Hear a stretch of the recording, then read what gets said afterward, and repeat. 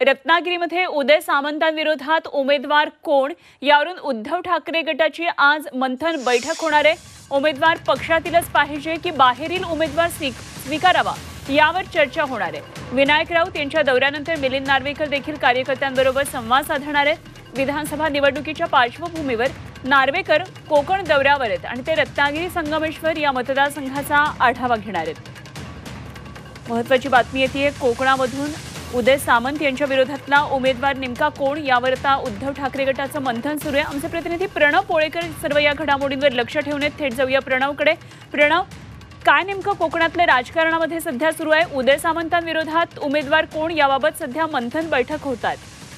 नक्कीच अनुपमा, काल जे माजी खासदार विनायक राऊत आहेत त्यांनी काही पदाधिकाऱ्यांची जाहीर बैठक घेतली होती आणि या बैठकीमध्ये कोण कोण इच्छुक उमेदवार आहेत त्यांच्याशी चर्चा केलेली आहे।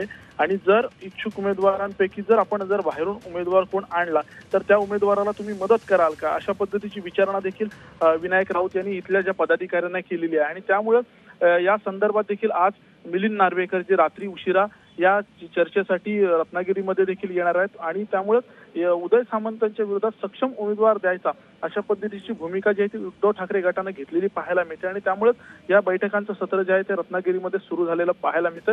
आणि त्यामुळे आता एक चर्चा अशी रंगते की जर जो बाहेरून उमेदवार आणायचा आहे तो नेमका उमेदवार कोण, ही चर्चा जी आहे ती रत्नागिरीमध्ये सध्या जोर धरताना पाहायला मिळते। अनुपमा, ठीक, प्रणव, धन्यवाद दिलेल्या या सगळ्या सविस्तर माहितीसाठी आणि जरूर कोकणातल्या सर्व राजकीय घडामोडींवर लक्ष ठेवून राहा। तुर्तास धन्यवाद दिलेल्या माहितीसाठी।